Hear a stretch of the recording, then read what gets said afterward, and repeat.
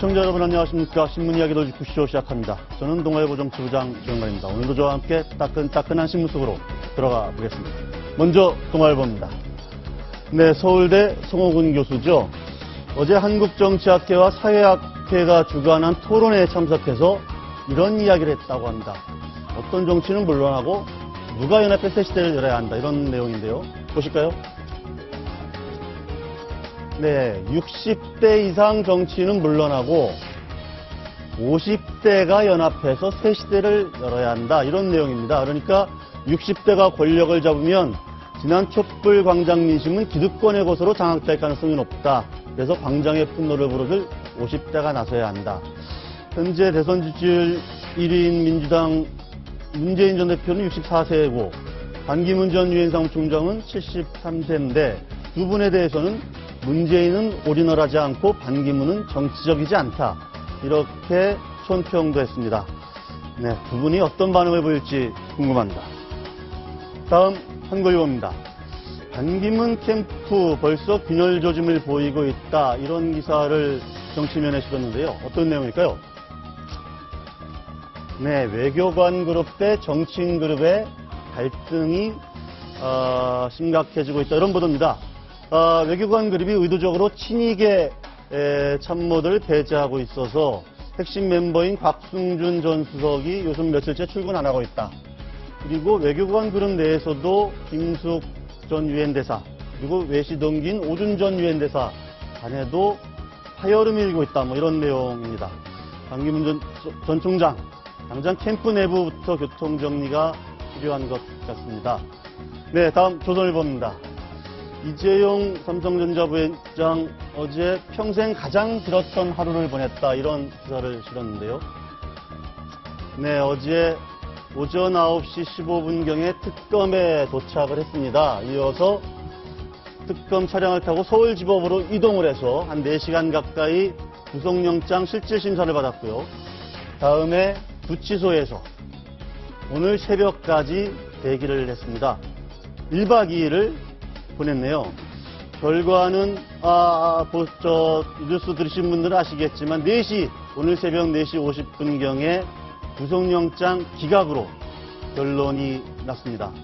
이재용 삼성전자 부회장의 구속영장 기각 소식 다음 뒤 더 깊이 있게 짚어보겠습니다. 다음 경향신문입니다. 정우성 전 비서관 어제 서울중앙지법 형사부 심리에서 이렇게 최순실과의 관계가 드러났는데요. 지난 2년 동안에 통화가 무려 2092회 통화 문자를 주고받았다는 겁니다. 그리고 이는 결국 하루에 3번꼴 서로 연락을 주고받은 것이다. 이런 내용이 되겠는데요.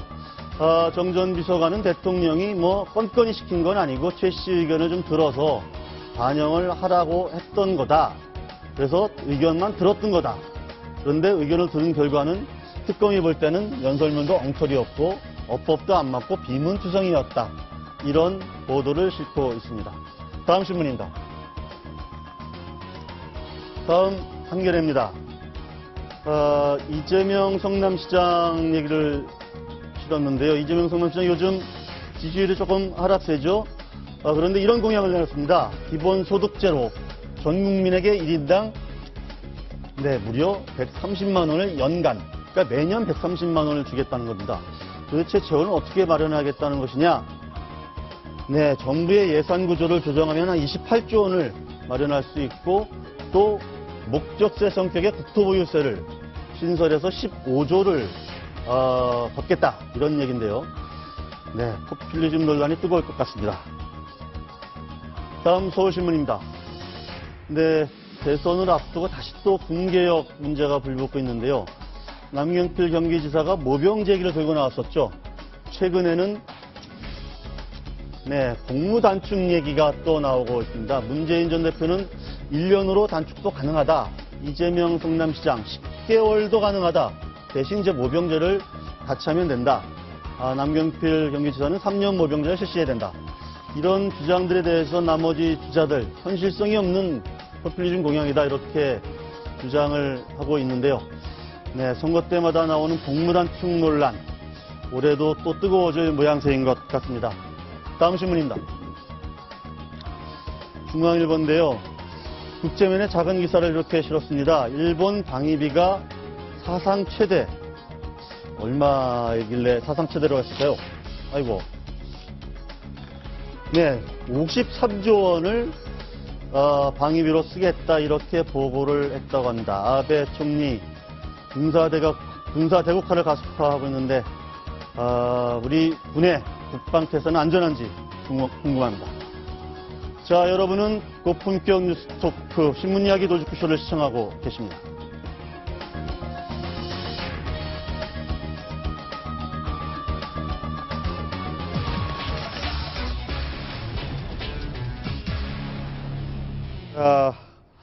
오늘도 뭐 그제 어제에 이어서 뜨거운 뉴스들이 계속 새벽부터 이어지고 있습니다. 첫 번째 돌직구 신문 보시겠습니다. 네, 조금 전에 말씀드린 대로 이재용 삼성전자 부회장 영장이 오늘 새벽에 기각됐습니다. 먼저 관련 리포트 들어보고 말씀 나눠보시겠습니다. 430억 원대의 뇌물 공여 혐의로 구속영장이 청구된 이재용 삼성전자 부회장. 법원이 15시간의 심리 끝에 이 부회장의 구속영장 청구를 기각했습니다. 현재까지 수사만으로 뇌물의 대가성이 입증되지 않았고 부정한 청탁을 했다고도 볼 수 없다 판단했기 때문입니다. 삼성은 안도의 한숨을 쉬었습니다. 이 부회장이 구속될 경우 발생할 리더십 공백을 막은 것은 물론 미국이 외국 부패 기업에 적용하는 해외 부패 방지법에 걸릴 소지도 없앴기 때문입니다. 하지만 특검팀은 당혹스러움을 감추지 못했습니다. 삼성그룹이 최순실 측에 제공한 430억 원을 모두 제1보직과 삼성물산 합병 성사를 위한 뇌물로 본 특검팀. 구속영장이 발부될 경우 특검팀의 수사에 힘이 실리면서 이후 박근혜 대통령 대변 조사까지 가능했던 상황이었습니다. 하지만 법원이 구속영장을 기각하면서 대통령 뇌물죄 수사는 제동이 걸리게 됐습니다. 구속영장 기각 가능성을 염두에 결과와 상관없이 뇌물죄 관련 대기업 수사는 예정대로 진행할 것이라고 밝혔던 특검팀. 하지만 이 부회장 구속영장 기각이라는 암초를 만나면서 특검팀의 고민은 깊어지게 됐습니다. 채널A 뉴스 김남준입니다. 네, 이재용 삼성전자 부회장의 구속영장 기각, 정 의원님은 예측하셨습니까? 저는 한 60% 정도는 기각이 될 거라고 생각을 하고 네. 있었는데 아침에 눈 뜨자마자 확인을 해보니까 기각이 됐더라고요. 사실 삼성전자 이재용 부회장 어저께 지옥 문턱까지 갔다 왔죠. 사실 그 영장 실제 심사가 끝나고 판사가 검토하는 도중에 특검 사무소에서 대기하지 않고 구치소에 가서 대기를 했습니다. 그 다른 죄수들과 똑같이 수입으로 갈아입고요. 식사도 그렇게 했습니다. 아마 제가 그러니까 들고 특검에서 대기할 수도 있고 구치소에서 대기할 수도 있는데 판사는 구치소에서 대기하고 있어라. 예. 왜냐하면은 아마 특검에서 대기를 하고 있으면 특혜 논란이 있으니까 네. 그래서 구치소까지 가면은 또 다른 사람과 똑같이 룰을 따라야 되니까 죄수복도 입고 그래서 아마 저 나오는 봉투가 저는 옷이 아닐까 하는 식으로 이제 생각을 해봤는데요. 그런데 조금 영장 청구에 문제가 약간 있는 걸로 저는 생각을 한 것이 두 가지 중요한 흥미 아니겠습니까? K스포츠하고 미르재단에 대한 준 돈, 이걸 뇌물로 볼 것이냐. 그 다음에 또 최순실 씨한테 비덱스포츠로 해서 210억 원의 컨설팅 계약을 맺고 실제로 35억을 지원한 것을 이제 뇌물을 볼 것이냐 하는 거에 대한 판단인데요. 그걸 좀 분리하지 않고 특검이 뭉뚱그려서 조사해서 어떤 대가성 입증하는 것이 좀 어려웠을 가능성이 있고 또 한 가지는 뇌물을 받았다는 사람으로 지목되고 있는 박근혜 대통령에 대한 조사가 아직 안 이루어졌죠. 상태에서 들어갔기 때문에 조금 무리하지 않나. 그래서 저는 대외적인 반응은 특검에서 당황스럽다고 얘기했는데 속에서는 좀 다행이다. 왜냐면 우리가 특검도 굉장히 고민을 많이 했거든요. 의견이 갈려서. 지금 이제 10시에 영장 기각에 대한 입장을 좀 표명한다는 거거든요. 네. 겉으로 나오는 표명이야. 유감이다라고 나오겠지만은, 안에서도 논란이 많았던 걸로 봐서, 그렇게 예상 하지 못한 그런 결과는 아닐 걸로 저는 생각합니다. 재청구를 할지도 좀 궁금하고. 그런데 지금 조 의원 판사가 영장전담 부장판사가 결정을 했는데 4시 50분까지 한 18시간 정도 걸린 것 같아요, 판단하는데. 네, 그래서 지금 이 조희연 영장판사가 누군지에 대한 사람들의 관심이 집중되는데요. 전 사실 구속영장이 발부될 줄 알았어요. 발부될 줄 알았어요. 발부될 줄 알았기 때문에 조희연 판사는 누구지라는 관심이 저도 더 쏠리게 됐는데, 사실 이제 보니까 이분 같은 경우는 굉장한 원칙주의자라고 얘기를 합니다. 그러니까 영장 실질 심사 시간만 4시간이 걸렸거든요. 네. 이례적으로 굉장히 긴 시간에 심사를 했을 뿐만이 아니라, 사실 어찌 보면 데자뷰와 같은 현상을 우리가 볼 수 있는데, 그게 바로 지난해 9월에 있었던 신동빈 롯데그룹 회장에 대한 영장 실질 심사와 여기에 대한 판단을 바로 이 조희연 판사가 한 겁니다.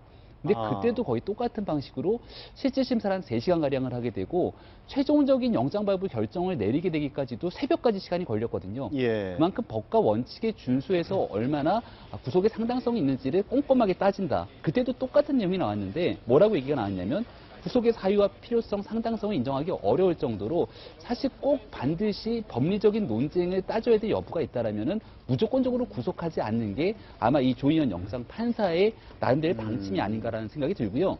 그렇다라고 해서 뭐 무조건적으로 이분이 그냥 그 영장에다 기각시키는 경우가 아니라, 현재 특검에서 영장을 청구한 여러 명의 사람이 있는데 그 중에서 가장 대표적인 케이스가 문영표 전 보건복지부 장관 아니겠습니까? 그러니까 문영표 장관을 비롯한 나머지 사람들에 대해서는 한 명 김상률 교육문화수석을 제외하고 나머지는 전부 다 구속영장을 발부하게 되는 상황을 나타냈기 때문에 굉장히 엄밀하게 법적 그 성격을 따져갖고 구속영장 청구 여부를 결정하는 그런 사람으로 보입니다. 영장실질심사를 한 4시간 가까이 서로 이제 치열한 공방이 있었다는 거잖아요. 뭐 이쪽 특검에서도 한 4명인가 가고, 삼성 측에서도 한 6명 정도 와서 아주 뭐 치열하게 뭐 논리 대결을 했을 것 같아요. 네. 이게 두 가지로 봐야 될 것 같아요. 이 첫 번째로 뭐 박 대통령한테 조금 유리하지 않겠냐라고 보지만은, 크게 봐서 꼭 그렇겠냐. 왜냐하면 삼성 측이 어제 내세운 제일 강력한 논리는 공갈 협박을 당해가지고 뜯겼다라는 거거든요. 뇌물이 아니라. 그러면은 대통령은 대가를 주고 거래를 한 사람이냐, 아니면 협박을 해서 뜯어낸 사람이냐인데, 삼성의 논리는 협박을 해서 뜯어낸 사람이라는 게 논리고, 영장실질심사 단계에서는 그 논리에 대해서 어느 정도 수긍을 한 거기 때문에 박 대통령한테 크게 좋을 것도 없을 것 같다는 게 첫 번째고, 두 번째는 이런 게 있는 것 같습니다. 이게 법 감정의 문제인데, 맞습니다. 판사님이 구속을 하려면 상당성과 중대성이 있어야 되죠. 그런데 지금까지 우리 이제 사법적인 관행이 보통 뭐 어디서 집회 시위를 할 때도 누구를 구속 수사하라 이러지, 유죄 판결하라 이런 거 잘 안 하지 않습니까? 구속 수사 자체가 어떤 처벌로서 받아들여지고 있는 거. 그러면은 지금까지 이제 법원에서 일반 장사미사들한테도 구속 문제에 대해 가지고 이렇게 엄격하게 대했느냐? 그랬다면은 전 이 뭐 판결이 아니죠. 판결이 아니라 이건 이제 결정인데, 이 결정이 그렇게 논란거리가 되지는 않을 것 같은데, 꼭 이런 사람들한테만 가면은 엄격하게 따져가지고 이제 서구식으로 하느냐 이런 거죠. 김광덕 부장은 좀 어떻게 보세요? 이게 종합적으로 사실 뭐 지금 지적을 하셨는데, 장사미사한테 똑같이 저렇게 엄격하게 적용하느냐? 저도 전적으로 그거에 동감입니다. 뭐냐면은 이번에 이제 법원의 결정에 대해서는 나름대로 고심 끝에 결정한 거로 보이고요. 18시간이나 고심해서 기본적으로 두 가지 이유로 대가성 부분하고 죄송합니다.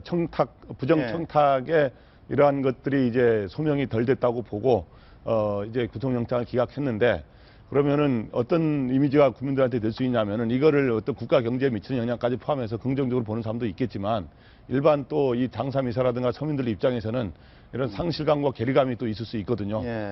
그동안 이제 유전 무죄냐, 그다음에 무전 유죄냐, 그러니까 돈이 있으면은 또 풀려날 수 있느냐, 이런 느낌을 줄 수도 있기 때문에, 저는 이러한 원칙이 일반 서민들에게도 적용돼 가지고 서민들도 이런 정확하게 이런 이 구속 사유가 정확히 있느냐, 그리고 도주 우려가 있느냐, 증거인멸의 우려냐, 이런 걸 따져가지고 구속을 엄격하게 이렇게 적용하는 이런 게 필요하다고 보고, 어떻든 전 특검은 이번에 그 촛불 민심과 일단 국민 여론에 힘입어서 굉장히 질주를 하다가 이번에 이런 구속영장이 기각됨으로 인해서 상당히 앞으로 그 어떤 여러 가지 수사의 방향이라든가 이런 걸 고심해야 되는 그런 상황이 기로에 놓이게 된 건 사실인 것 같습니다.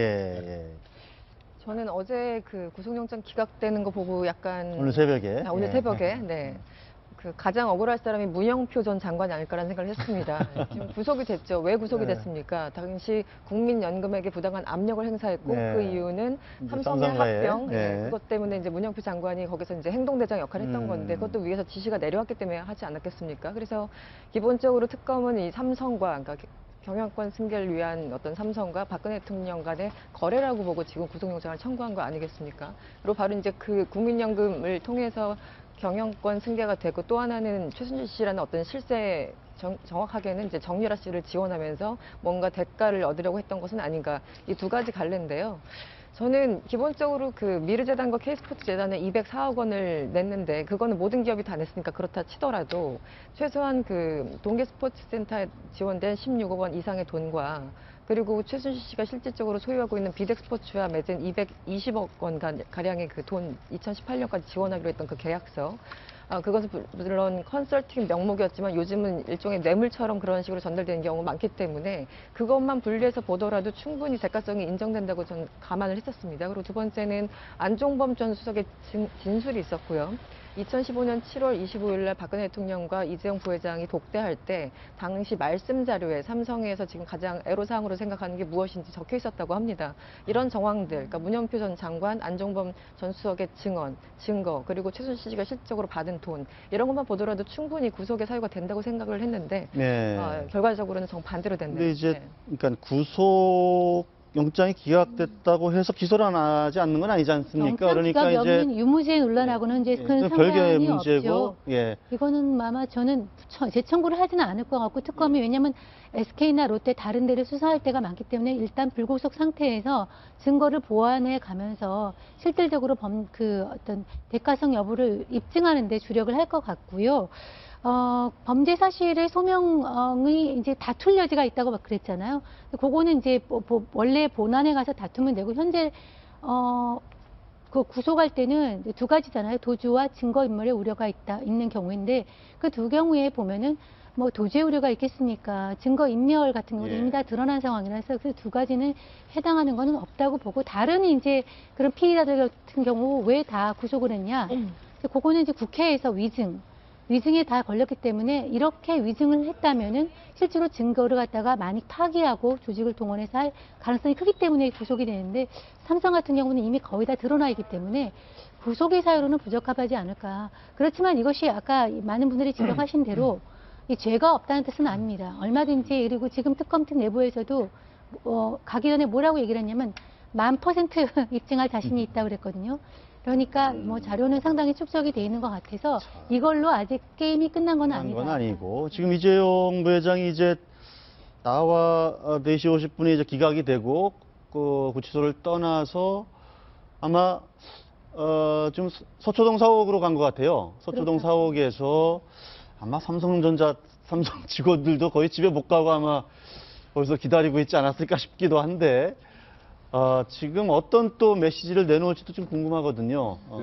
그렇죠. 그러니까 창사 이래로 사실 어찌 보면 이병철 선대 회장부터 이 수요일이라는 것들을 빼놓지가 않았거든요. 어제가 이제 수요일 아니었겠습니까? 예. 근데 이제 이재용 부회장이 구속될지도 모른다라는 위기감 때문에 그 수요 회의를 전격적으로 하지 않는 상황까지 예. 이르러서 삼성 입장에서는 굉장한 위기가 아닐 수 없다는 생각이 들었을 거고 지금 지난해 같은 경우는 삼성이 이 갤럭시 노트 배터리 폭발 문제로 국제적인 신인도가 좀 하락하는 문제가 있을 수 있었고 그런 과정에서 만약 이재용 부회장이 구속까지 된다라면은 기업에 대한 전체적인 신인도 하락으로 굉장한 위기감이 있었을 겁니다. 근데 일단은 한숨을 돌렸지만 말씀하셨던 것처럼 특검이 여기서 포기하는 게 아니라 이제 앞으로 본격적인 법리 다툼을 이뤄야 되기 때문에 거기에 대한 본격적인 준비를 할 거고요.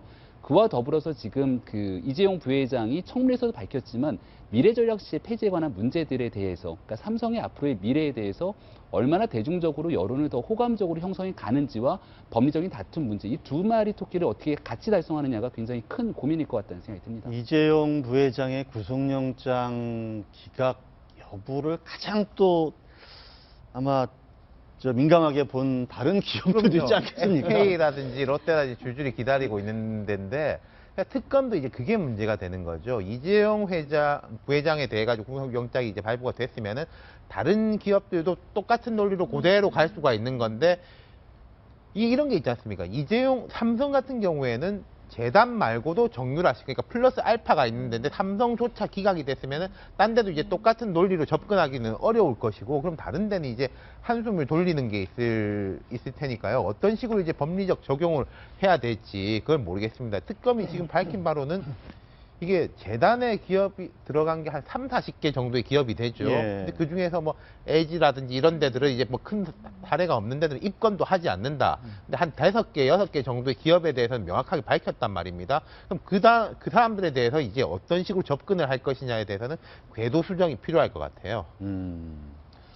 지금 이재용 부회장 영장 기각이 이제 특검이 앞으로 수사를 어떻게 해 나갈 건지, 지금 아까 말씀하신 대로 대통령에 대한 수사에도 영향을 줄 수 있고, 그리고 다른 대기업 수사에도 또 영향을 줄 수 있고, 어디로 갈지 잘 모르겠어요, 지금. 네. 10시에 일단은 입장을 밝힌다고 하는데, 말씀하신 대로 이제 재청구할 가능성이 좀 저는 낮게 봅니다. 낮다고 좀 보시는 거고, 시간이 좀 없죠. 또 다시 재청구해서 또 이게 뭐 더 좀 확실한 증거가 있어야 재청구를 할 수도 있을 텐데. 예. 예, 저도 특검이 재청구할 가능성은 좀 적다고 보고요. 그 예. 대신에 그 이재용 부회장 외에 그 최지성 부회장이라든가 네. 김충기 사장이라든가 이런 사람들을 불러서 네. 더욱 보강 수사를 해가지고 네. 그 다음에 또 다른 방식으로 그러니까 지금까지 이 다른 검찰이라든가 과거에 이런 달리 이번 특검 해온 방식은 뭐냐면, 과거에는 그 최고 청수를 책임을 묻지 않고 바로 밑에 사장들이라든가 이런 사람들을 소위 꼬리 자르기로 책임을 묻지 않았습니까? 그랬었죠. 이번 특검은 다이렉트로 직접 우리는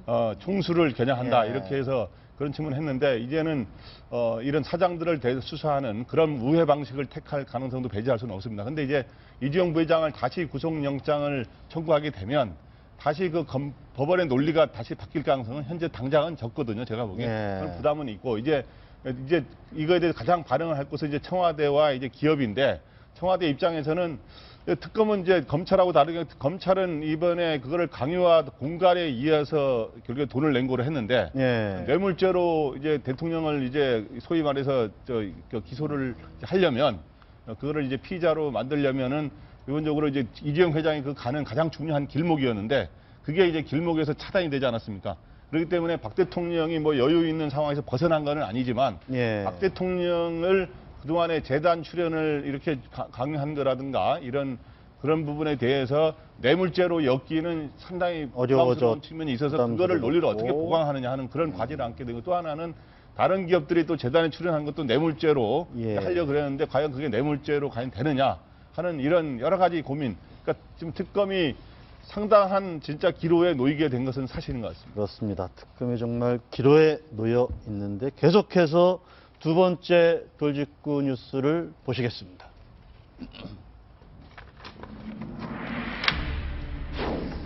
네, 특검이 이제 이재용 삼성전자 부회장 그리고 대통령 뇌물 혐의를 한 축으로 하고, 또 한 축으로는 이제 블랙리스트 수사가 또 중요한 한 축으로 있습니다.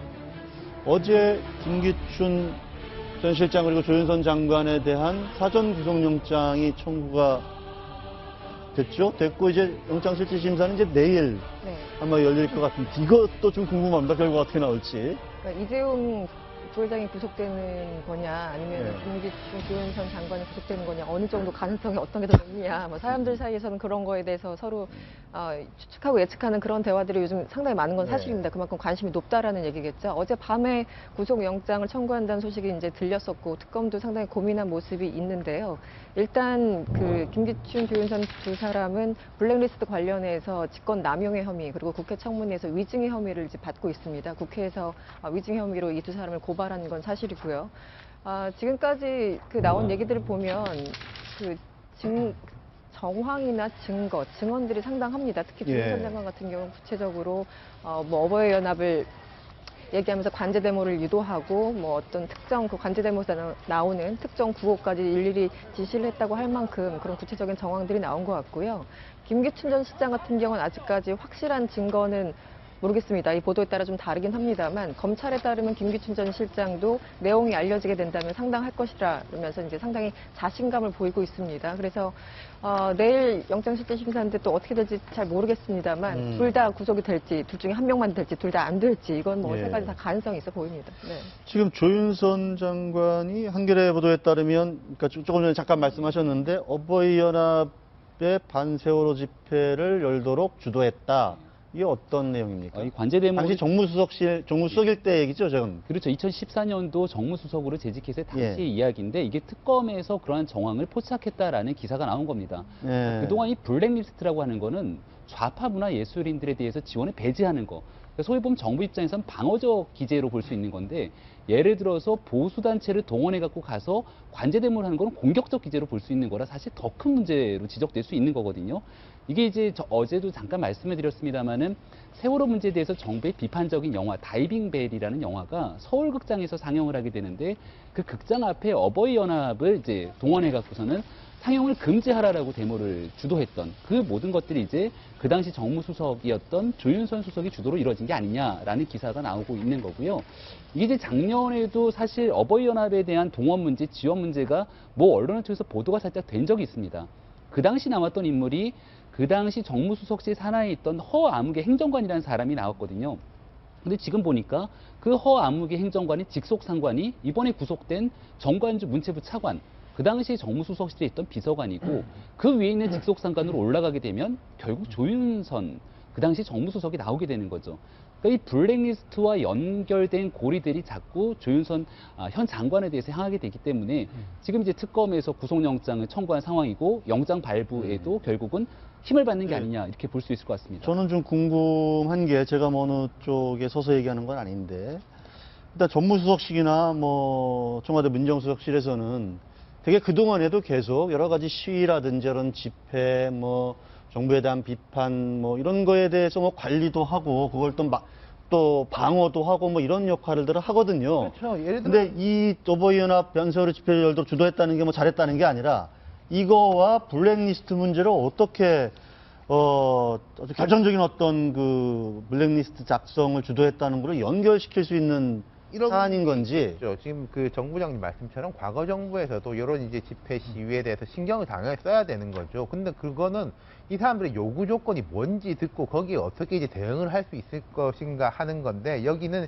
이제 맞불 집회를 김영한 민정수석 그 비망록으로 가면은 투쟁적으로 대응하라라는 이제 김기춘 실장의 지시에서 한쪽은 블랙리스트 그리고 한쪽은 이제 맞불 집회에 대해서 추동하는 것뿐만 아니라 그게 또 있었지 않습니까? 정경련을 통해 가지고 우회적인 지원 어버이연합한테 그런 부분까지 이렇게 청와대에서 쭉 이제 길을 열어준다는 거. 그리고 또 하나 재밌는 게 이 대통령 탄핵 심판의 대리인 중에 한 명인 서석구 변호사 예. 어버이연합 법률 고문이시거든요. 그러니까 이게 보면 다 이게 결국 왼쪽 오른쪽 방어 공격이 다 이제 한쪽으로 엮여 있는 것이고 그게 결국은 조윤선 김기춘 이 라인이 아닌가. 그리고 예. 특검에서는 저는 내일 이 영장이 만약에 기각된다면 오늘보다 훨씬 더 타격을 받을 겁니다. 왜냐면요.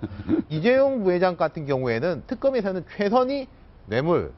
근데 이제 공갈 협박이라고 해도 최악은 아닌 건데 이건 권리 남용이나 권한 행사 방해 같은 경우에는 올와 낫싱 아니겠습니까? 그 중간 단계가 없는 거잖아요. 오히려 이 부분에 대해서 더 사활을 걸 가능성이 높을 것 같습니다. 사실 그 특검팀에서도 어저께 이 건에 대해서는 영장을 떨어진다는 데에 좀 상당히 자신감을 보이고 있습니다.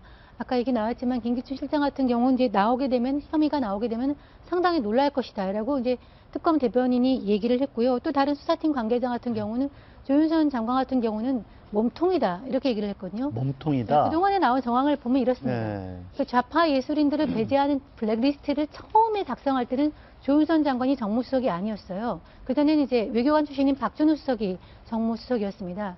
그때 이제 처음으로 만들어졌는데 그래서 박준우 수석에 대한 특검 조사도 끝났습니다.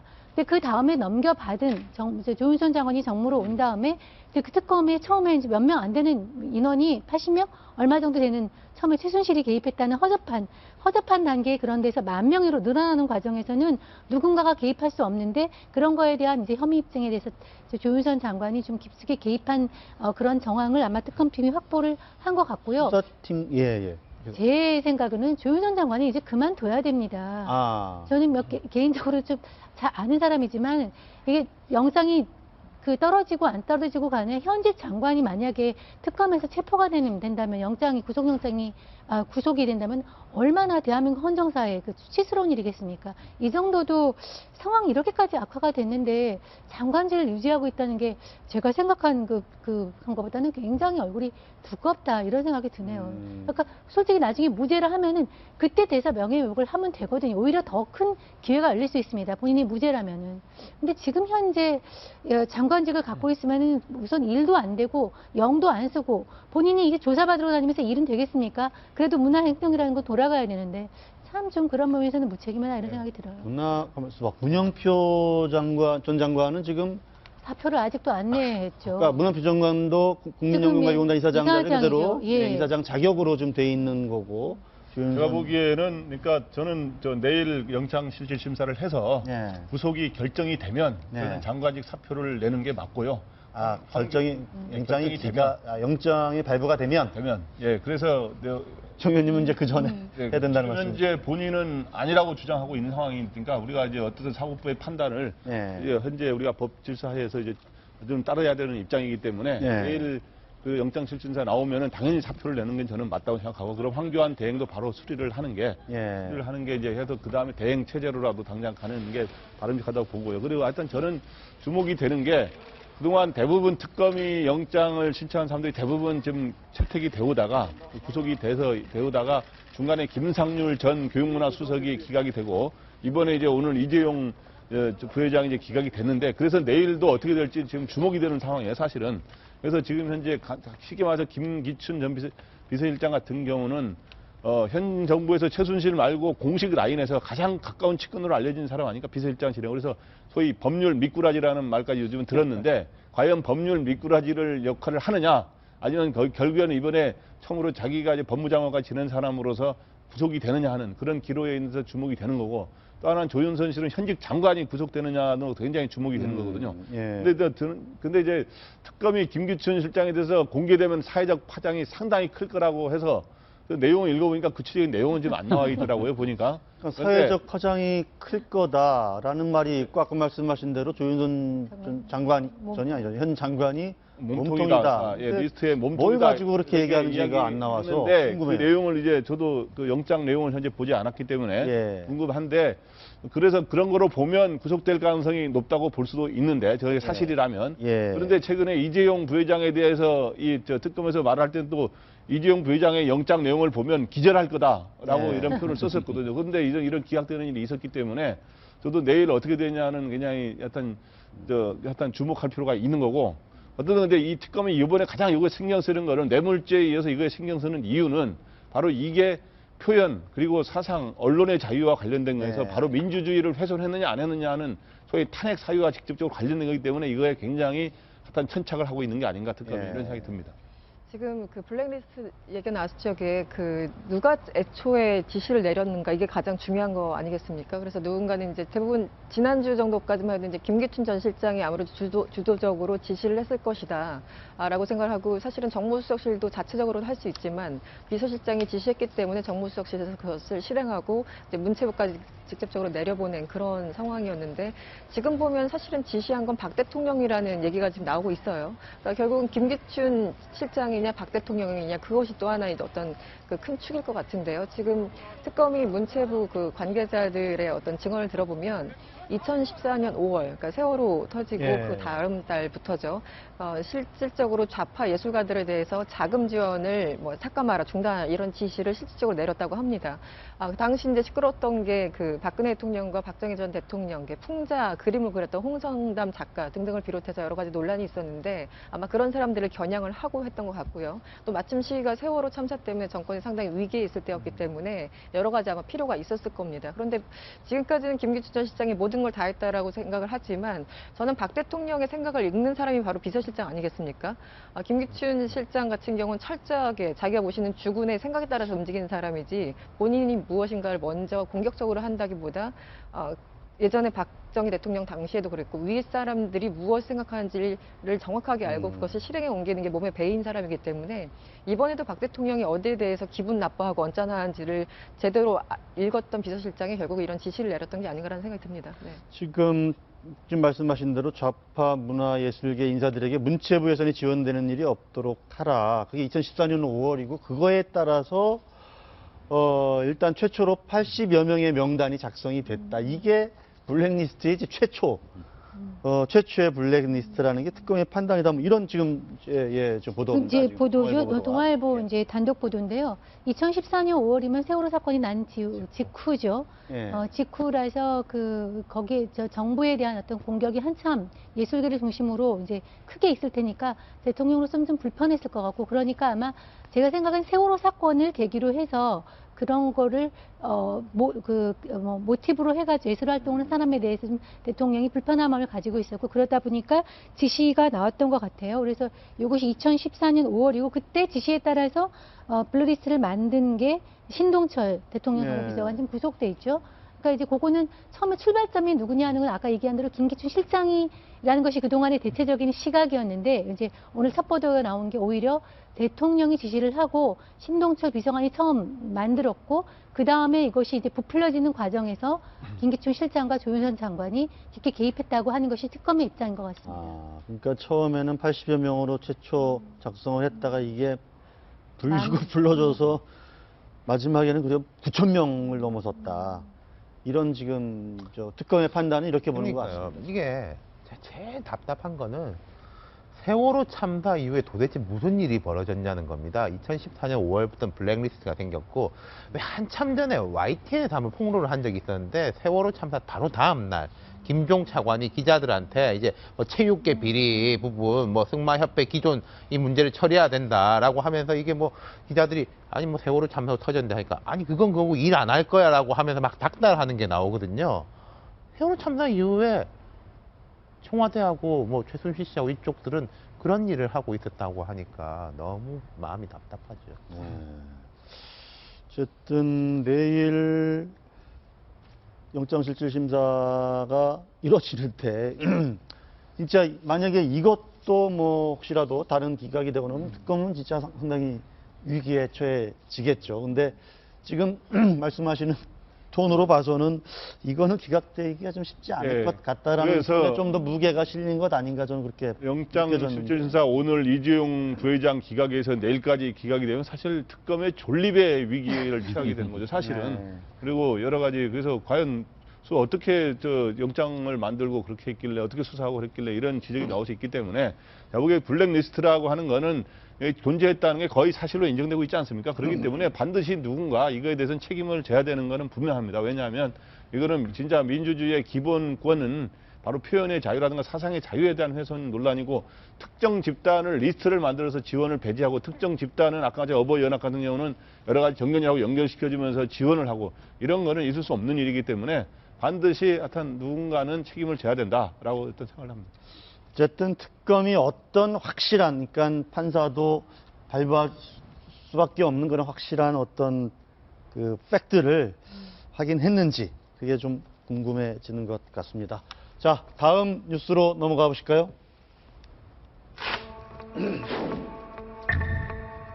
네, 정호성 전 청와대 부속비서관 어제 법정에서 최순실과 2년간 하루에 3번꼴로 연락을 했다라는 사실이 드러났습니다. 자, 한번 보실까요? 그러니까 2년이라는 게 이제 2013년 2월부터 2014년 12월까지의 기간인데 2년도 대체 안 되는 것 같습니다. 그 사이에 1197회 문자를 교환했고 895회 통화를 했습니다. 그리고 연설문 등 자료 이메일을 보낸 후에 문자로 확인한 건수만 237건, 받았니 봐라 이런 얘기가 오고 간 것 같습니다. 그러면서 이렇게 진술했습니다. 태블릿 속 물건을 최순실 씨에게 전달한 건 맞다. 대통령은 국정 운영을 잘해보려고 한 거다. 그러니까 최순실 씨한테 한번 의견 들어봐라. 그렇게 한 거다. 그러면서 대통령은 아버지 사후에 받은 도움 때문에 최순실 씨를 무한 신뢰한 것 같다. 이렇게 제 진술도 했습니다. 자, 윤 실장님. 저 두 가지가 저는 생각이 드는 게요. 저거보다 더 많을 겁니다. 왜냐하면은 더 많을 거다. 저건 이제 우리 흔히 보내는 문자 메시지하고 통화만 있는 거지, 카톡이라든지 뭐 요즘 이제 유행하는 텔레그램이라든지 이런 이제 SNS에 대한 거는 포함이 안 된 거거든요. 근데 이제 최순실 씨가 뭐 노승일 부장 등이 이제 폭로한 카톡 메시지 같은 거, 또 카톡을 통해서는 파일 같은 경우에도 자유자재로 주고받을 수 있기 때문에 훨씬 더 많을 것이다. 그리고 두 번째로는 태블릿이 내 거 아니다라고 했던 거, 그리고 정호성 비서관조차도 한번 뭐 태블릿에 대한 증거 보전 신청하려고 했던 게 무너진 거 아닌가. 거기에 있는 문건은 내가 준 게, 내가 최순실 씨한테 준 게 맞다라고 그 준 당사자인 정호성 전 비서관이 이야기를 했으니까요. 그러니까 이제 정호성 전 비서관이 이렇게 하면서 뭐 대통령 잘해보려고 한 것이다라고 말했는데, 결국 아주 이제 중요한 본질로 들어가 보자면은 검찰이라든지 특검의 기소 사항을 사실상 인정했다. 표현은 다르지만은 이분이 좀 마음에 뭐 어떤 변화가 있는지 그런 생각도 드네요. 일단 정호성 전 비서관은 뭐 건건이 대통령이 지시한 건 아니고 그냥 포괄적으로 뭐 최순실 씨의 의견도 좀 들어봐라고 해서 자기가 계속 보내고 의견 받고 했다. 팩트는 다 시인을 한 겁니다. 네. 다만 그 이제 의도가 공모가 아니고 선이다. 선의로 공모가 아니라는 공모, 거죠, 가 대통령 공모가. 함께 한 것이 아니라 선의로 알아보라는 취지를 했는데, 했다고 이제 진술을 했는데, 우리 정용관 부장은 집에 부인하고 하루에 몇 번 통화해요. 그3회 어제는 한 번 했습니다. 어제는 한 번 했다. 제가 평소 하는 캐릭터로는 별로 그렇게 자주 통화할 것 같지 않은데, 하루에 3번 하면은 가족보다도 가깝다고 생각이 들고요. 사실은 저는 이거를 보면은, 이거는 2013년 2월부터 2014년 2월까지입니다. 2015년, 2016년은 들어가지도 않은 데이터예요. 그러니까 이 정도로 통화를 많이 했다면, 사실은 이거는 그 한 몸이나 다름없는 정도로 지금 많이 했거든요. 사실, 그리고 최순실이 그 뭐 통화 녹취록에 따르면 짜증을 냈다고 하는데, 최순실 입장에서는 짜증 날 것 같아요. 이렇게 일일이 건건이 물어보면서 자기 의견을 물어보면은 자기도 일상생활을 영위할 수 없고 이것만 매달려 있어야 되니까 일 개인으로서도 굉장히 화나는 정도로 너무나 많이 밀접한 열과를 맺고 있었다. 그러니까 이거 자체는 부인할 수가 없고, 이거를 갖다가 그야말로 검찰이 그때 얘기한 대로 공모로 볼 것이냐, 아니면 그 통치행위의 일환으로 정말 키친 캐비너로서 그냥 도움을 받는 여성으로 볼 것이냐 있는 시각의 문제인데, 이 많은 사람들이 이거는 뭐 정서법에 따른 것은 아니지만 이거를 누가 과연 좋은 선의로 봐줄 것인가, 선의로 본다면 여러 사람한테 의견을 물어봤어야 되는데 이게 가능할 것이냐. 저는 2년간 이렇게 2092회나 이렇게 주고받았다는 건 깜짝 놀랐어요. 사실은 그보다 아까 저 다른 방식을 통하면 좀 더 늘어나면은 하루에 한 건보다는 한 2건 가량 뭘 물어봤다는, 답이 온 것까지 합치면 예. 2건 가량 이게 국정 운영이라든가 여러 가지 의견을 물어보는, 아까 말씀한 신경 표현에 대해서 물어보든 뭘 물어보고 그랬다는데, 그래서 이거는 사실은 이 공동정부식으로 운영됐다고 하는 거를 진짜 보여주는 사례고, 중간에 이걸 들으니까 또 이런 생각이 나더니 최순실 씨가 중간에 자꾸 뭐 물어보고 하니까 내가 머리 아파 뭐 이런 얘기 한 적 있잖아요. 그래서 사실은 그건 좀 즐기면서 하는 얘기 같은데, 내가 야 할 일도 많은데 이런 거 머리 아파서 이런 거 다 신경 써야 되냐 하는데, 진짜 이렇게 머리 아프게 최순실을 만들고 한 이 시스템 자체가 엄청나게 잘못된 거죠. 왜냐하면 소위 머리가 아플 정도로 용량이 안 되고 능력이 안 되는 사람한테 이렇게 하루에 한 2건씩 물어보면서 나라를 운영함으로 인해서 소위 싱크탱크의 역할이 전혀 안 되는 사람한테 물어보다 보니까, 영어로 싱크가 아니라 SINK, 싱크 가라앉다라는 SINK. 그런 식으로. 싱크가 아니고 싱크. 제가 예. 발음이 좀 안 좋아서. 예, 좀 내가 영어 써서 죄송한데 하여튼 그런 식으로 이 국정 운영이 이렇게 가라앉는 식으로 가버린 게 아닌가 하는 안타까움이 있습니다. 대통령은 뭐 전에도 1%도 안 된다라고 하지만 그렇게 주장은 뭐 얘기를 했는데, 지금 상황은 그런 게 좀 아니다. 지금 이런 말씀이십니다. 근데 흥미로운 건 최순실 씨가 고친 대통령의 연설문이 약간 엉터리다. 그러니까 그런 연설문 수정 능력이 없었다라는 취지로 정 비서관은 얘기를 했다는 거죠? 그렇죠. 이제 질문을 한 거죠. 그 연설문을 고친 거에 비문이 섞여 있거나 이렇게 돌아오진 않느냐라고 했을 때, 그 정호성 비서관 답변은 사실상 최순실 씨가 이렇게 연설문을 고칠 만한 능력은 안 된다라고 이야기를 했는데요. 여기 대해서 그러면은 왜 최순실 씨에게 이렇게 물어봤느냐라고 하니까, 박근혜 대통령의 생각을 가장 잘 아는 사람이기 때문에 소위 말해서 대통령이 연설문을 참모들이 준 거를 고치는 것과 거의 비슷한 맥락으로 생각을 했던 게 아닌가라고 지금 볼 수 있는 거거든요. 그러니까 국정농단의 핵심이라고 볼 수 있는 박근혜 대통령에게 국민이 위임한 권한을 사인에게 다시 재위임했다라는 것들을 빼도 박도 못할 수밖에 없는 내용인 것 같고요. 근데 저는 어제 이 장면에서 볼 수 있는 건 이게 이제 법원의 공판 과정이었거든요. 어떤 공판이냐면은 특검이 출범하기 전에 특별수사본부에서 정호성 전 비서관을 기소한 게 그 처음 애당초 나왔던 국가의 기밀과 비밀을 유출했던 혐의에 대한 재판을 받고 있는 겁니다. 그러니까 정호성 전 비서관 입장에서는 자기도 죄를 피해가야 되니까 나는 그냥 대통령이 시킨 사항을 전달만 했을 뿐이다라는 지속적인 얘기를 하고 있는 거고요.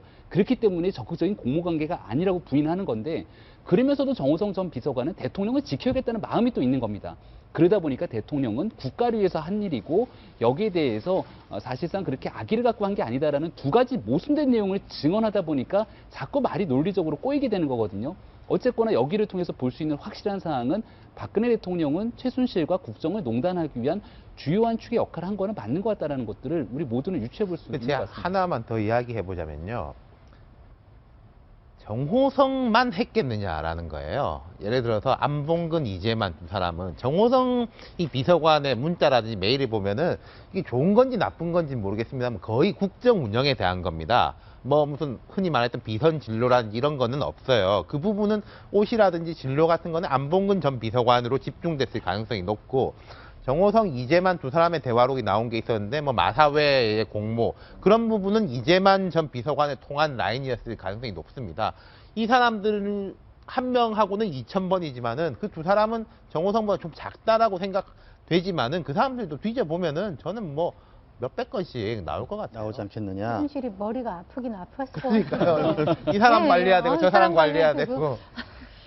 근데 문제는 이 대통령의 언어와 말이라는 거는 사실은 그 나라의 어떻게 보면은 이제 격이나 이런 것들 말해주는 거잖아요. 최근에 오바마 대통령이 이제 퇴임을 앞두고 있는데 그 연설을 담당했던 비서관들이 한 얘기가 해골과 같은 초안에 숨결을 불어넣어줬다라고 네. 표현을 했습니다. 오바마 대통령이. 그러니까 직접 연설문을 고치는 장면들 저희들도 뭐 TV에서 많이 보는데 그만큼 대통령의 언어와 말이라는 것은 그 나라를 말해주는 거가 되겠죠. 그리고 뭐 조금 뒤에 이제 트럼프라는 사람이 올 텐데 트럼프 대통령의 언어를 보면 또 그 나라의 격을 또 말해주는 거가 될 테고요. 얼마나 이제 중요한지 그리고 그 나라의 국정 운영 방향을 어떻게 이끌어 나갈지 이런 것을 모두 담는 게 바로 연설문 말씀 자료인데 이것을 비문조차도 이게 비문인지 아닌지조차도 구분 못하는 사람에게 그걸 맡겨놓고 그것을 그대로 또 필터링 없이 본인이 읽었다는 것 자체는 양쪽 다 정말 엄청난 문제를 안고 있었던 게 아닌가라는 생각이 듭니다. 네, 말씀하신 대로 좀 차기 정부에서는 좀 대통령의 말 그리고 대통령의 연설문 사실은 정치라는 게 말이고 메시지거든요. 대통령의 말 한마디 표현 하나가 엄청난 영향을 주는데 그거는 대통령 개인의 철학과 생각 그리고 주변 참모들의 아주 조직적인 어떤 토론을 거쳐서 정제돼서 나와야 된다 이런 생각. 말을 잘하라는 뜻이 아닙니다. 그렇습니다. 말을 뭐 능수능란하게 아주 매끄럽게 잘하라는 뜻이 아니고 그 논리와 어떤 그런 철학을 갖춘 그런 메시지가 담겨야 된다는 것인데 그 논리와 철학도 없을 뿐만 아니라 심지어 문장도 안 맞았다는 것이 이제 오늘 비극적인 현실이네요. 보내온 게 그런 거고 다시 또 조금 수정이 되지 않았을까요? 청와대 연설비서관 선에서. 자, 다음 뉴스로 넘어가 보겠습니다. 네, 2017년 빨라진 대선 시기에 페이크 뉴스의 포퓰리즘 눈살. 네, 이런 내용으로 자, 한번 우리 대선 주자 얘기들을 좀 한번 재밌게 나눠 보겠습니다. 제가 아까 돌직구 뉴스 시작하면서 소개도 해드렸는데 서울대 송호근 교수가 이제 50대가 좀 해야 된다. 이런 얘기를 하면서 이거 전혀 노인을 폄훼하는 발언이 아닙니다. 50대가 해야 된다라고 하면서 50대 기수애들에 대해서 이렇게 평가를 했습니다. 안희정 충남지사, 나는 이제 노무현이 아니다 커밍아웃을 해야 된다. 그리고 남경필 경기지사에 대해서는 좀 뭐 카리스마가 좀 부족한 거 아니냐. 원희룡 제주지사, 중앙정치와 너무 멀리 떨어져 있었던 것 같다. 중앙에서 뭐가 돌아가는지 잘 모르는 거 아니냐. 유승민 의원에 대해서는 대통령에 대항하는 걸로 성장했다는 한계가 있다.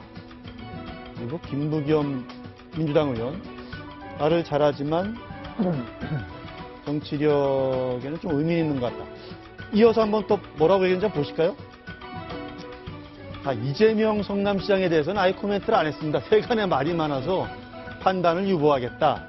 그렇게 얘기를 했고요. 박원순 서울시장은 이게 50대라고 하기도 조금 애매한 나이시지만 약간 살림은 잘하는데 지적 담론이 부족하다 이렇게 얘기했어요. 지금 박원순 시장이 뭐라고 보는 건지 좀 궁금하고, 그리고 문재인 전 대표, 반기문 전 총장 두 분이 이제 60대 이상인데 문재인 전 대표에 대해서는 오리지널하지 않다. 반기문 전 총장에 대해서는 정치적이지 않다. 이렇게 얘기를 했습니다. 정 의원님, 어떻게 보셨습니까? 좀. 저도 재밌게 읽었는데요. 자, 이것부터 한번 올려놓고 얘기를 나눠볼까요? 50대 기수론께서 제가 송욱군 교수 나이를 보니까 60인지 넘으셔서 사실 이걸 젊은 사람들이 이런 얘기를 했으면 좀 그 신뢰성이나 이런 것이 무게감이 떨어지는데 본인 자신이 60이 넘은 나이에서 50대 기수론을 들고 나온 거는 좀 신선해 보입니다. 근데 저는 사실 이 의견에서 완전히 반대입니다. 반대시죠? 저는 완전히 반대인 게 우리 이제 그러니까 50대, 60대 말씀하시는 거죠? 예, 50대 기수론이 60대 이상은 물러나라는 사실에 대해서 반대인 게 제가 이렇게 보니까 그 50대, 저도 50대지만 이게 경륜 뭐 이런 걸 떠나서 이게 60대나 70대 분들은 우리 사회에 굉장히 고도 성장 압축기에 우리 사회 온갖 변화를 가지면서 왔기 때문에, 살아왔기 때문에 특히 나라를 경영하는 데 있어서 경륜이나 이런 것이 굉장히 탁월하다고 느낀 적이 한두 번이 아니에요. 그래서 저희가 논설위원실에서 늘 이제 도시락 모임을 하는데 그냥 도시락을 먹으면서 우리 사회 손님들을 초청해서 하는 모임이 있는데 저희다가 이제 옛날에 과거 정부에서 일했던 분들이에요. 이렇게 얘기를 하면은 제가 늘 메모를 하면서 듣는데 이런 아이디어가 있었구나, 이런 생각이 있었구나 하는 거를 굉장히 많이 느끼고 이렇게 적거든요. 근데 그런 생각은 제가 책을 많이 읽거나 주변 사람들을 제 또래인 사람들 인터뷰에서 나오지 못하는 경우가 상당히 많아요. 그래서 우리가 사회를 위해서 끌어왔던, 국가를 위해서 일했던 이런 경륜을 그렇게 하기에는 굉장히 아깝다. 트럼프도 사실은 70세가 넘고 또 버니 샌더스 같은 경우도 거의 대통령 민주당 후보가 되기 전까지 70대였지만 가장 20대랑 공감하면서 했던 지도자 아니겠습니까? 그래서 나이로 이렇게 나는 것은 너무 좀 이렇게 기계적이다 이런 생각이 드네요. 지금 이제 취지는 이겁니다. 60대 이상 세대는 최고의 성장 시대를 살며 자원을 독점한 세대다. 60대가 권력을 잡으면 광장 민심은 기득권의 것으로 장악될 수가 있다. 그래서 지금은 광장의 분노를 풀어줄 50대가 나서야 된다. 이런 취지인데, 송호근 교수의 취지는. 근데 지금 유력한 주자 두 분이 다 60대 이상이고, 지난 총선 때 노익장을 가셨던 김종인 전 대표 이런 분들이 다 70대가 넘지 않습니까? 이런 분들 이제 그만해라 이런 목소리신데. 송호근 교수의 이런 취지에는 동감을 하는데요. 나이로 나눈 거는 저는 반대를 합니다. 그러니까 여기서 50대가 연합해서 새 시대를 열어야 된다 하는 50대 기수로는, 며칠 전에 이제 표창원 의원이, 더불어민주당 표창원 의원이 65세 이상은 공직자의 정년을 줘가지고 65세 이상은 대통령이라든가 이게 진출 못하도록 해야 된다라는 그런 법적으로 제한하는 거하고는 다르지만, 근데 이거는 저는 단지 이런 취지라고 봅니다. 그러니까 그동안은 우리 사회에 카리스마의 지도자들이 이끌어왔는데. 잠깐만요. 말씀 중에 죄송한데. 특검이 이재용 부회장 영장 기각에 대한 입장을 표명하고 있습니다.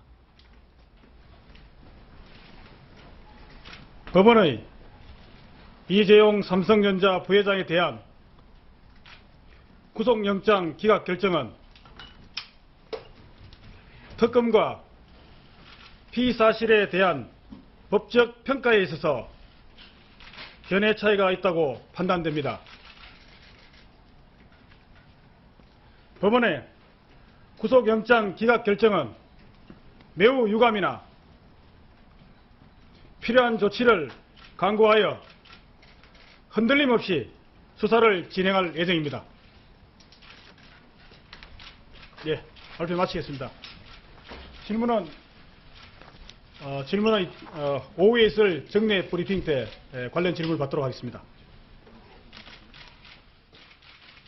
네, 이재용, 이규철, 박영수 특검의 특검보, 이규철 특검보가 지금 대변인 역할을 하면서 지금, 언론과 소통을 하고 있는데, 지금 이재용 삼성전자 부회장 영장 기각에 대해서, 법원과 견해차가 있다. 이렇게만 이야기를 했습니다.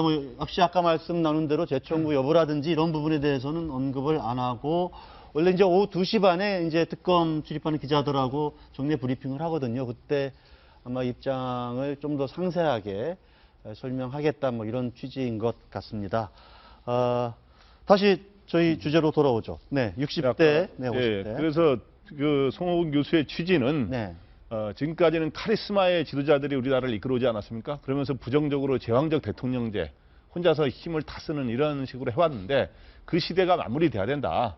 그렇기 때문에 그러려면 여러 가지 이제는 카리스마 1인에 맡기는 게 아니라 이런 여러 지도자들이 협치하는 그런 네. 으로 가야 된다라고 하면서 소위 50대 세대들이 그걸 잘할 수 있지 않느냐라 하는 뜻을 한 그런 취지에는 공감을 합니다. 그래서 이 50대들에 대한 평가를 보면은 전부 이 한계를 지적을 했어요. 그러니까 다 한계가 있기 일단 때문에 재밌어요. 이게 지금 이렇게 짧게 돼 있지만 뭐라고 얘기를 했냐면 안희정 지사에 대해서는 행정력을 갖췄지만 노무현의 현대화 버전이다.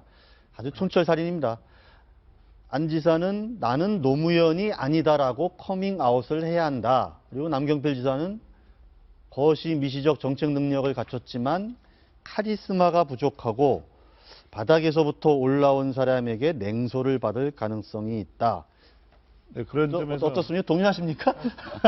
그래서 말 마무리하면요. 네. 이런 식으로 이 50대 지도자들이 여러 가지 장점을 갖고 있음에도 불구하고 이런 한계들을 지니고 있기 때문에 혼자서 나라를 권위의 최고의 중심이 돼서 나라를 이끌어가기는 한계가 있으니까 서로 협치하면서 나라를 예. 이끌어가는 게 바람직하다라는 취지를 동감하는데 그거를 딱 50대로만 한정하는 것은 그렇게 바람직하지가 않다. 이런. 아니, 이제 알겠습니다. 이제 뭐 나이 얘기는 뭐 정도에서 정리하고 이 촌평 자체에 대한 평가를 한번 좀 해봤으면 좋겠는데요. 그러니까 여기- 아까 제가 말씀드린 네. 대로 안희정 지사와 남경필 지사부터 먼저 얘기해 보시죠. 여기 그러니까 지금 제목을 우리가 단점만 뽑아놨는데 이 문장이 원래 풀 문장은 이런 장점이 있는데 이런 한계가 있다라고 네네네. 있지 않습니까? 그래서 네. 이 장점들을 다 표현을 해놓은 것이고 네.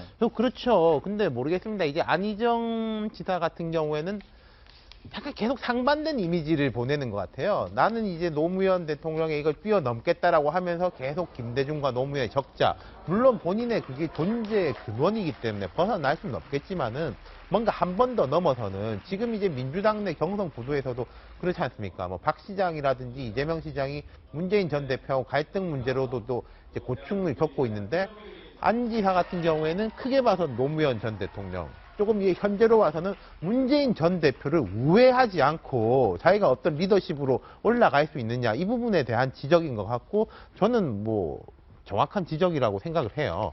그리고 남경필 지사 같은 경우에도 평가가 괜찮고 특히 이제 송호근 교수나 윤여준 전 장관이 이제 되게 괜찮게 보고 안희정 지사하고 두 사람 같은 경우에 연합을 해가지고 공약도 많이 내놓지 않습니까? 그런 부분에 대해서 높은 평가를 조금 뭐랄까 식자층에서는 높은 평가를 받는데 지지율은 작지 않습니까? 그게 바로 카리스마의 부족 플러스 금수저다. 그 말이잖아요. 아래부터 올라온 사람들한테 냉소를 받을 수 있을 것이다. 그 부분에 대한 지적인 것 같고 원희룡 지사까지도 제가 조금 언급을 해보자면은 제가 원희룡 지사가 제주지사가 됐을 때 그런 말을 한 적이 있었거든요. 아칸소 주지사는 미국 대통령이 될 수 있는데 하와이 주지사는 대통령이 되기 어려울 것이다. 네. 그 말하자면은 도세가 작은 제주도를 제외하고는 제일 작은 곳이 이제 충북이지 않습니까? 충북은 근데 국토의 배꼽이고 중원이고 이런 의미가 있을 수 있는데 제주라는 곳은 변방의 의미보다도 말하자면 섬의 의미가 강하기 때문에 이런 부분에 대한 걸 지적한 것 같아요. 아마 그 남경필 지사는 안희정 지사한테 내가 대통령 할 때니 안희정 지사가 총리해라 뭐 이런 얘기도 서로 하고 지금 연정 얘기를 좀 주장하고 있는데 다른 분들은 어떻습니까? 지금 뭐 유승민 의원에 대해서는 조금 더 길게 설명을 드리면 정책관은 있지만 그러니까 정책관 이게 본인의 어떤 경제 정책이라든지 어떤 보수에 대한 확실한 어떤 그런 노선은 있어 보이는데 박 대통령에게 대항하다 성장한 인물이나 한계가 있다. 그리고 여기 김부겸 의원에 대해서는 러시아 혁명가죠. 트로츠키처럼 말은 잘하지만 행정력과 정치력은 확실하지 않아 보인다. 정 의원님 어떻게 보세요? 유승민 의원 같은 경우는 잘 아시잖아요. 저희가 여러 번 얘기를 했지만 키워준 게 박근혜 대통령입니다. 유승민이라는 사람 이름도 잘 몰랐던 그런 상황에서 그 국회법 시행령 개정령 파동 때 그 원내대표를 대통령이 배신의 정치를 심판하자고 하면서 갑자기 누구지 하면서 키워준 거예요. 그래서 우리도 그때 얘기했지만 이렇게 대통령이 콕 찍을수록 키워준다고 했는데 실제로 그렇게 됐는데 그것이 힘이자 이제 와서는 한계로 붙잡고 있습니다. 왜냐하면 지금은 이제 새누리당을 탈당하고 바른정당으로 오면서 본인의 지역인 대구나 TK에서는 그야말로 배신의 아이콘이 됐기 때문에 본인이 보수의 적자를 자처하는 사람으로서는 이렇게 그 지지율에서 어떤 동력의 한계가 보이고 있고요. 김부겸 의원 같은 경우는 우리 학교 다닐 때 알아주는 정말 아까 알아주는 대중 연설가인데 알다시피 사실 그 국회의원은 말고 지사나 시장이나 이런 행정 경험이 없습니다. 그리고 어떤 그 여당과의 그 협의 과정에서 어떤 설득의 정치라든가 이걸 보여준 아직은 보여준 게 없어요. 그래서 아마 이런 평가를 하신 것 같습니다.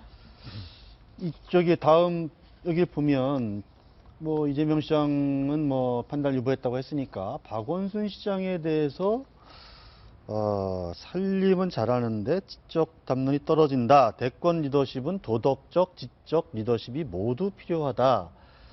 라고 좀 평가했습니다. 네. 조금 서운하지 않을까 싶어요, 지금. 글쎄요, 저는 저 주장에 대해서는 약간 동의하기 좀 어려운데요. 살림을 잘한다라는 건 서울시정에 대한 살림을 참 잘해왔다라는 반증이기도 한데, 만약에 서울시정의 살림을 정말 원만하게 잘해왔으면 박원순 서울시장은 초창기에 갖고 있었던 높은 지지도를 그대로 이어갔어야 마땅한 거거든요. 근데 저는 오히려 저런 표현보다는 박원순 서울시장이 대중에게 외면받는 결정적인 이유는 서울시장으로 활동하던 작년도에 그 메트로 V역 사고가 났을 때 그러니까 여러 번의 안전사고가 났으면 모든 정치적인 욕심들을 내려놓고 내가 속해 있는 서울 시민들을 위한 최대한의 노력을 다했을 때 시민들이 당신 같은 사람이 대통령이 돼야 된다라고 하는 그 과정에서 대통령을 출마해야 마땅한데 그 모든 것들이 아니라 대통령으로 가는 과정으로서 서울시장을 활용한 게 아니냐. 그러니까 정치적으로서의 기회주의적인 요소가 강하기 때문에 박원순 시장에 대해 좀 비판적인 요소를 갖는 게 아니냐라는 생각이 들고 오히려 박 시장이 갖고 있는 장점이라는 거는 과거에 아름다운 재단을 만들고 본인이 했던 시민사회 활동들을 통해서 대한민국 사회가 가지 않았던 길을 선제적으로 먼저 갔던 굉장히 창의적인 모습들은 분명히 있거든요. 그러니까 그런 모습들에 대한 강점과 진정성이 결합될 때 박 시장이 잘 될 수 있는 건데 이미 그러기에는 지난 시간 동안 걸어왔던 길들이 너무 많은 사람들에게 노출됐고 평가가 박하게 나온 게 아닌가라는 생각이 듭니다. 자, 이 기자님, 지금 다른 분들은 좀 설명이 좀 있었어요, 그래도. 근데 딱 두 분에 대해서는 한마디씩만 딱 했습니다. 오리지널하지 않다, 정치적이지 않다. 오리지널하지 않다, 어떻게 받아들였어요? 저도 처음에 이게 무슨 의미인가 했더니 동아일보가 대신 취재를 해줬더라고요. 그래서 감사하게 생각을 하고 이게 무슨 의미냐 따로 전화를 해서 물어보니까 이거는 이제 문재인의 본 모습이라는 건 아직 잘 모르겠고 자꾸 노무현이 겹쳐 보인다라는 얘기겠죠. 그리고 실제 네. 노무현 대통령에 의해서 문재인 당시 민정수석이 사람들에게 이제 인지도가 올라간 건 사실이고 어쨌든 계속 소위 말하는 후광 내지 그림자 이런 것들이 계속 따라다니지 않습니까? 이 얘기는 사실은 안희정 전 지사에게도 사실은 적용되는 말이긴 합니다만 바로 그런 의미에서 그러니까 문재인 전 대표는 내가 너무 무엇인가를 하고 싶어서 어떤 정치판에 나왔다기보다는 좀 밀려서 나온 듯한 그리고 노무현 대통령의 그런 잔영들로 해서 나온 듯한 그런 이미지가 있어서 이 오리지널리티가 떨어진다라고 얘기를 하고 있고 근데 그것이 처음에는 그럴 수 있으나 지금 벌써 몇 년이 지났는데 아직까지 그러니까 문제다라는 얘기를 하고 싶었던 것 같아요. 송 교수는. 그리고 지금 그 반기문 전 총장 같은 경우는 정치적이지 않죠. 그냥 꼰대의 모습만 보이고 있죠, 지금.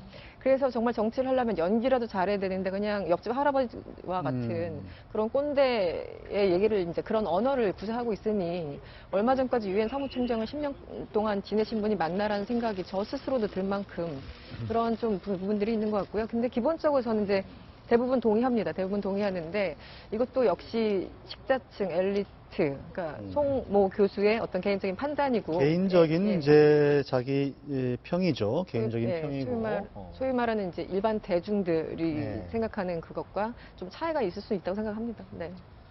자, 아울러서 지금 정치권의 그런 50대 기수 대선 주자들 얘기까지 나눠봤는데 반기문 전 총장이 이런 얘기를 좀 했습니다. 조선대에서 한번 들어보실까요? 여러분들의 시야를 이제 바깥으로 돌려서 글로벌 스탠다드로 해줬으면 좋겠다. 이런 점을 말씀을 드립니다. 왜냐하면 여러분들이 해외로 진출해서 다른 일이 없으면 진짜 볼런티어로라도 나가서 한번 세계하고 어려운 데도 다녀보고 이런 거 스피리트를 기르는 게 중요하다. 젊어서 고생은 사서라도 한다는 말이 있습니다. 할 일이 많은 분들이, 젊은 분들이 그렇게 뭐 페이크 뉴스라든지 가짜 뉴스라든지 남을 헐뜯는 이런 거에 맛을 들이고 거기서 기쁨을 느끼고 남이 남을 욕하는 걸 기쁨을 느낍니다. 그 대한민국 국민이 할 일이 아닙니다. 제가 이런 걸 고쳐야 되겠다. 이런 걸 고쳐야 되기 때문에 제가 정치인 아닙니다. 제가 정치인 아니에요. 나 같은 사람이 나라도 좀 해봐야 되겠다. 네, 어제 약간 광주를 갔다가 이제 대구를 가서 하신 말씀인데, 광주에서는 조선대에서 강연을 하셨고, 이제 대구에서는 삼겹살 토크를 하기에 앞서서 여러 가지 그런 최근에 제기됐던 그런 두 번째 장면에서는 약간 감정이 실리신 것 같아요. 굉장히 이제 불쾌하시고 가짜뉴스 어저께 얘기했지만 퇴주장 같은 경우는 정말 그 해프닝이고 가짜뉴스죠. 그런 거에 대해서 이제 억울한 게 있는데, 첫 번째 이제 청년들이요, 이제 뭐 장 안 되면 자원봉사라도 하라 하는 그 내용이 많은 청년들이 좀 공분을 사는 것 같아요. 저는 이것이 그 장면이 겹쳐 보였습니다. 박근혜 대통령이 중동을 갔다 와서 청년들이요, 나라가 텅텅 비도록 중동을 가라, 그렇게 이제 했다가 얼마나 청년들이 그때 반발을 불렀던 그런 어떤 사례가 겹쳐서 보이는데, 쉽게 말하면 그 청년들이 지금 얼마나 힘들게 이 자원봉사, 인턴 다 잡을 수가 없어서 못하고 있거든요. 그러니까 그런 상황에는 청년들이 하려고 하도 할 수가 없나 하면서 열정인이 이런만 가지고 도전하라는 것이 아까 말한 뭐라고요? 꼰대요? 약간 우리 그 노인들이 젊은 사람들 생각하기에는 그러니까 꼰대 소리 듣지 않은 그런 것 부분을 좀 건드린 것 같아요. 조금 그 청년에 대한 입장은 반기문 전 총장께서 조금 더 가다듬으면 되는데 메시지가 나왔으면 좋겠다는 아쉬움은 있는데, 제가 이제 좀 반대로 약간 옹호라는 측면이 있다면, 뭐 반기문 전 총장이 그랬잖아요. 전쟁통에 밑바닥에 엎드려서 공부했고, 그다음에 영어 대회에서 이겨가지고 그 고등학교에 그 학생의 신분으로 가서 미국 가서 케네디 대통령을 만나지 않았습니까? 본인이 살아온 역정에 대해서 왜 그런 것이 없냐고 얘기를 하는데, 그런 얘기들을 참 우리는 어른들한테 많이 들었습니다. 근데 그런 것들에 대한 피로감을 잘 모르고서 얘기하신 것이 좀 반발을 사는 것 같아요. 그 반 전 총장을 보면요, 제가 그저께까지는 좀 어리둥절하셨던 것 같고 어제는 좀 화가 난 것 같아요. 근데 이제 첫 번째, 두 번째 메시지가 이게 연결이 되는 게, 좋게 봐주자면은 젊은이들이 좀 긍정적으로 해라. 첫 번째 메시지도 그렇고 두 번째 왜 뭐 페이크 뉴스 같은 거 이렇게 하냐. 그래서 내가 화가 나서 정치를 하려고 한다라는 건데, 이게 좋게 봐서 긍정적으로 하라는 건데, 딱 오버랩 되는 게 이명박 전 대통령이에요. 내가 해봐서 아는데, 내가 젊었을 때 얼마나 고생했는데 하고 이게 연결이 되는데, 이 부분이 반 전 총장한테는 그렇게 이게 좋지는 않을 것 같다라는 느낌이 들고, 어제 페이스북에서 어떤 기자가 이런 식으로 평가를 했더라고요. 반 전 총장에 대해 가지고 좀 뉴욕 타임즈를 들고 커피가 어울리는 세련된 국제 노신사일 줄 알았는데, 신경질 내는 할아버지 같은 느낌이다. 그럼 생각했던 처음에 기대 방향으로 빨리 돌아서는 게 좋지 않을까, 본인의 입장에서는 그렇게 생각합니다. 반기문 전 총장 입장에서는 내 진심을 왜 이렇게 못 알아줄까라는 마음 때문에 어제 저렇게 좀 격정적인 토로가 나온 것 같거든요. 어저께 있었던 장면에서도 뭐 이런 얘기들까지 나왔잖아요. 아니, 반기문 총장이 광주에서 충무공이 태어났더니 이런 게 막 돌아다니기 시작합니다. 근데 알고 보니까 그것도 그렇죠. 충무공이 아니라 충렬공을 얘기한 건데, 충렬공을 얘기한 그럼 뭐 건데. 하등의 실수가 있었던 게 아니라 오보가 생산되면서 사람들이 퍼져나가니까, 아니 이순신이 어디서 태어났는지도 몰라라고 얘기하게 되는 이상하게 사람이 이미지 메이킹이 된다는 거죠. 그러니까 반천 총장 같은 경우는 본인이 말씀하신 것처럼 정치인이 아니거든요. 말 그대로 10년의 유엔 사무총장 경험을 갖고 돌아와서 대한민국을 바꾸기에 노력해보겠다는 진정성을 담아내는 건데, 대한민국을 바꾸기 위해서 정부의 역할이 분명히 있는 거죠. 청년 실업에 대해서 청년들이 갖고 있는 고통, 아픔들을 해결하기 위한 정부의 역할이 분명히 있는 거고 그걸 해결하기 위한 노력을 하는 건 당연한데 여기에만 손 놓고서는 청년들이 그냥 바라만 보고 있을 것이냐? 개인의 역할도 분명히 있는 거기 때문에 개인도 함께 국가와 개인의 발전을 위해서 같이 할 수 있는 것이 무엇인가에 대한 외국 경험을 토대로 얘기한 건데 그 부분만 잘라서 얘기하면은 야 이건 청년의 고통과 아픔을 모르는 공감 능력 제로인 할아버지가 되는 거거든요. 그래서 이런 악의적인 보도를 생산하기보다는 내가 하고자 하는 진정성을 가지고 상대 후보와 함께 진짜 긍정적인 미래 담론을 형성해 가자 이런 얘기의 메시지를 하고 싶은 건데 정치적으로 지금 현재 처한 현실이 그렇지 않다는 것도 반정 총장이 유념하고 이젠 정치인으로 좀 거듭날 때도 됐다 이런 얘기 드리고 싶습니다. 어제는 뭐 워낙 뭐 오자 온 뒤로 계속 가랑비에 옷 젖듯이 이런 구설 저런 구설 뭐 시달렸거든요. 그러니까 이제 어제 딱 이거에 대해서 대응을 해야겠다, 뭐 이런 방침을 정했던 것 같아요. 캠프 내에서. 그런 측면도 있을 것 같고, 이제 본인이 좀 화가 나서 흥분해서 그런 측면도 있는 것 같은데, 어쨌든 반기문 전 총장이 원래 들어올 때도 굉장히 목소리가 커서 정치인으로 변신된 모습을 보여줬지만, 어저께는 굉장히 목소리를 높인 날이에요. 그래서 그게 여러 가지 양측면이 있을 겁니다. 이제 이런 걸 통해서 자기의 어떤 정치인으로 변화가고 있는 권력 의지를 보여주는 측면도 있지만, 또 생각만큼 컨벤션 효과가 안 나타나서 약간 초조한 마음에, 그리고 예를 들어서 위안부 문제 합의 같은 걸 자기가 그전에 전체적으로 긍정평가했던 거에 대해서 계속 집요하게 물어보는 거에 대해서 굉장히 이제 화를 내고, 또 자기에 대해서 동영상이라든가 이런 걸 조작해가지고 자기를 비판하는 이런 거에 대해서 화를 내야겠다라고 하는 그런 것도 있었는데, 어떻든 저는 반기문 총장이 지금까지 와서 보여준 모습은 자기가 국민 대통합에 좀 어울린다, 자기의 장점이 중에 하나가 그거 아닙니까? 그러네, 그거에서 국민 대통합을 이야기하고 몸을 불사르겠다 하는 외에는 참신하고 감동적인 메시지가 하나도 없었다. 그런 지금은 조기 대선이기 때문에 지금 현재는 국민들은 어떤 걸 바라고 있냐면, 이 위기 상황에서 우리가 바로 기댈 희망이 누구냐, 그런 지도자를 찾아있는데 딱 보이진 않고 있거든요. 바로 그런 모습을 찾아서 보여주고, 또 하나는 조기 대선에서 구체적으로 일자리 창출이면 일자리 창출의 구체적인 정책을 지금 굉장히 미리 준비를 했어야 되고 빨리 만들어야 되는 상황인데 굉장히 막연한 이야기를 하고 있으니까 그래서 공감을 못 얻는 것 같습니다. 자, 시간이 없어서 우리 문재인 전 대표 얘기도 잠깐 나누고 싶은데, 군복무 단축 논란이 좀 크지 않습니까? 요거에 단초를 제기했던 문재인 전 대표의 영상을 한번 들어보고 짧게 얘기하겠습니다. 18개월까지 군복무 기간을 단축하는 것으로 그렇게 계획이 되어 있습니다. 이명박 정부에서 22개월 정도 선에서 거의 더 이상의 단축을 멈추었습니다. 그러니 18개월까지 단축하는 것은 당초의 계획대로 그렇게 가야 되는 것이고, 또 거기 18개월이 정착되고 나면 앞으로 장기간에 걸쳐서 더 군복무 기간을 단축할 여지가 있다라는 말씀을 드린 것이고요. 네, 문재인 전 대표가 뭐 1년으로 단축하겠다 공약을 한 건 아니고 이제 장기적으로 그렇게 할 수 있지 않겠느냐는 의견을 얘기한 거다. 해명에 대한 이야기인데요. 근데 저는 이것도 마찬가지인 것 같아요.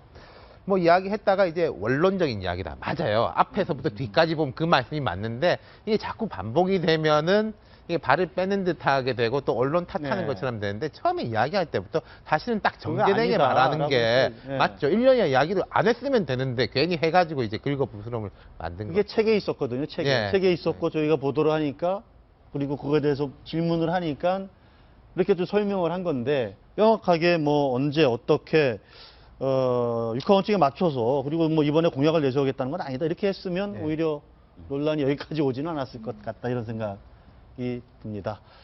자, 저희들은 잠시 후에 다시 돌아오겠습니다. 네, 신문 이야기 돌직구쇼 오늘 순서는 여기까지입니다. 저희들은 내일 다시 찾아뵙겠습니다. 시청해주신 여러분 고맙습니다.